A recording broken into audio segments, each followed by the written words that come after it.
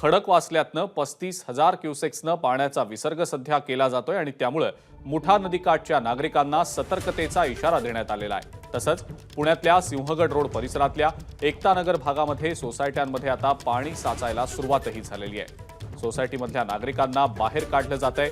पुण्याचे पालकमंत्री अजित पवार यांच्या जलसंपदा विभागाला पाण्याचा विसर्ग वाढवण्याच्या सूचना या दिल्या गेलेल्या आहेत।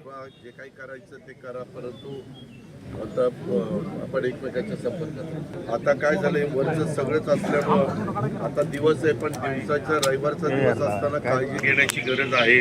आणि पाणी 100% वाढणार। मी तर आता इरिगेशनला असं सांगतोय की जरा जास्तीचं सोडा, 65% पाणी संध्याकाळपर्यंत खडक बसलेला राहील असं बघा, जेणेकरून रात्री जरी पाऊस आला तर तेवढं 35% धरण भरण्याच्या करता जागा आपल्याला शिल्लक राहील। तर पण तुम्ही लाऊडस्पीकर लावून सगळ्यांना आवाहन करा, ट्वीट करा।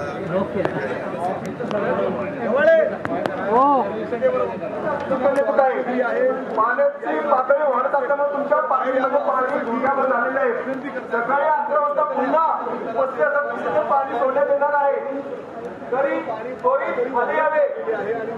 धरण क्षेत्रामध्ये जोरदार पाऊस असल्यामुळे विसर्ग वाढवण्यात येण्याची शक्यता आहे। पाणी पूर्ण पाण्याखाली एबीपी माझा, उघडा डोळे बघा नीट।